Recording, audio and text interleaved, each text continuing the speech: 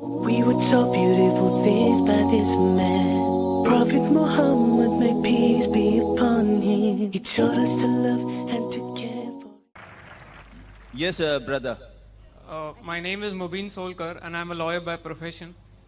Before I put in my question, I must say, sir, that I'm really impressed by your knowledge of Hindu scriptures. It's really amazing. My question to you is that you've said that there are so many similarities between Islam and Hinduism. Does that mean that according to Islam, a person can be a Hindu?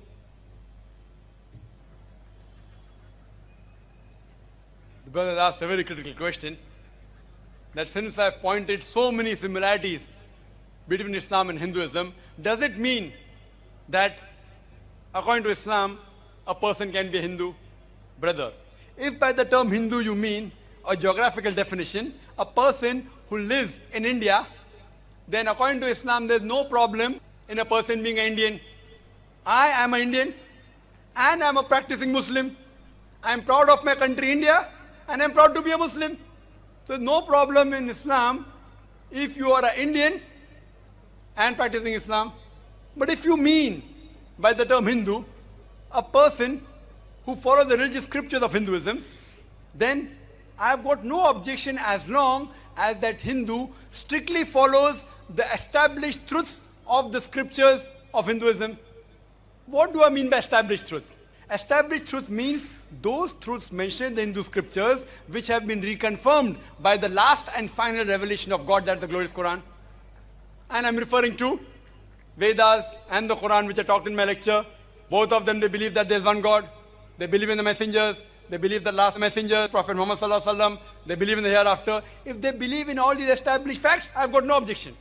But if you tell me, no, a Hindu is a person who believes in everything what is mentioned in the Hindu scriptures, then I, being a student of comparative religion, I don't agree. Why? It's not possible for a Hindu to believe in all the teachings in the Hindu scriptures, because many a time the teachings of different scriptures of Hinduism, they contradict. Many a time the same scriptures, Rig Ved, they contradict themselves. Manusmriti, they contradict themselves. For example, one place it says that you should not have pork. One place it says that you should have pork. So person cannot follow contradicting statements simultaneously. So what we have to realize, that even in the Hindu scripture, certain things which are unethical, as spoken by the great reformers, they believe in caste system, which Raja Ram Mohan Roy, Justice Ranade spoke against. They spoke against the sati system, that the wife should burn in the funeral pyre of the husband. So these things a person cannot follow. That's the reason I say that as long as the Hindu follows the established fact and also agrees that there is one last Rishi, Antim Rishi. When Buddha came and he tried to purify Hinduism of the superstition, many people went against him. Then how come he is coming to purify the Vedas? Later on they agreed that he was the 23rd of the 24 avatars. They even agree that he was the 9th avatar of Vishnu. Similarly, when you read the scripture, it talks about Muhammad sallallahu alaihi wasallam is the 24th avatar. He is the 10th avatar of Vishnu. He is the Antim Rishi. So if the Hindu believes in the established facts, believes in Muhammad sallallahu alaihi wasallam as the messenger of God, believes in one God, believes in the hereafter, there is no problem in him being a Hindu. Just a minute as I close the program.